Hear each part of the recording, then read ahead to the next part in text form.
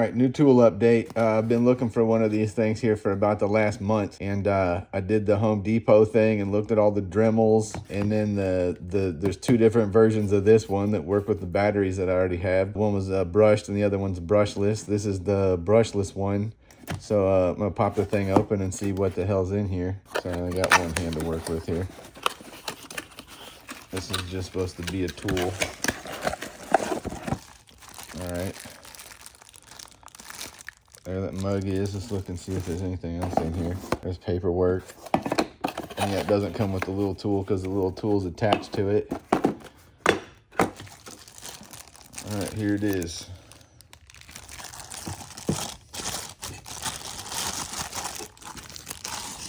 All right, here the thing is. I kind of messed with one at the store. I like the little digitized speed selector so it doesn't have something that's open for a bunch of dirt and debris and stuff to go down into. I think this one's, well, I don't know about one's probably pulling air and one's probably pushing air to cool the little motor off in there. So I don't know if a bunch of stuff getting in there does anything or not. I just kind of like the form factor of it, and seemed like it was a lot more well built than some of the other ones I was messing with. The Dremels, I've had Dremels in the past and I like them. I've probably had 3 or 4 of them at this point, you know, corded and battery pack and all that kind of stuff. And I wear them out. I mean, I use them. So this one got a bunch of good reviews online. Guys were saying that they liked it a lot better than the brushed version, which I think just for doing whatever you're doing, I don't think it matters. But if you're going to extended use it or, you know, work it hard, I think this is probably the better one. So anyway, I got it Clark Tool. They said it was like $137 or something like that. It ended up being like 125 or 123 or something like that. So it was the somewhat discounted or sale or whatever. I'm not sure. I think the other one that's the brushed version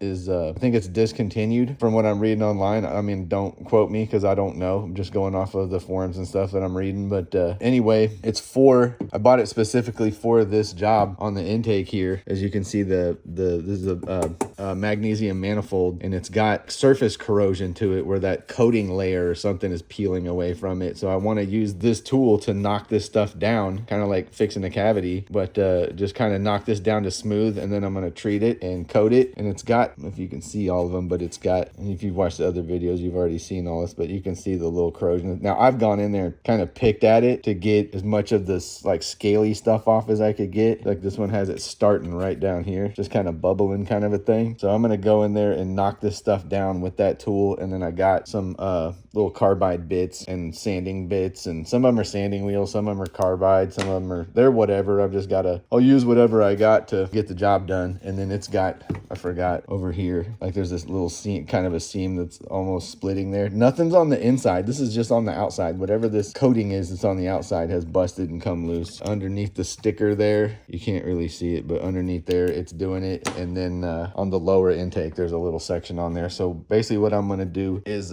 come in here and clean these all up, and then do like something like a JB weld or something, not to just like pack it all full, but just to kind of smooth it out so I can coat it or paint it or whatever I'm going to do with it. I'm not sure. I just want to kind of get rid of the corrosion type stuff and make sure that even if that does crack somehow or go all the way through, that it's sealed over the top, so I can at least, you know, get some mileage out of it and not have it be just a fatal thing when it goes. But I think it's got a bunch of life left in it, and for what it costs to buy a new one of these intakes, I can try all kinds of different tools and bits and play around and kind of, you know, clean things, and I'll get it a bunch cleaner than this. I'm just kind of, you know, knocking stuff down and showing things for reference, and all that's in other videos where I go through and check all these hoses and everything. And either way, back to the tool. I think it's going to be pretty cool. I should probably put a battery in it and see if it works. All right. Little LED came on and kind of lit everything up. It's on high. Crank this mug way down low. I don't want it blasting off.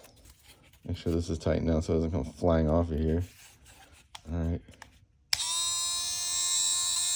It was quiet.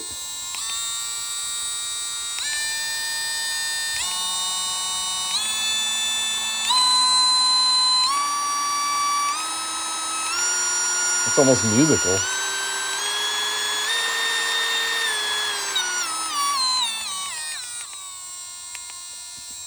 Kind of sounds like a guitar that's out of tune. But yeah, I think it's gonna work out super cool.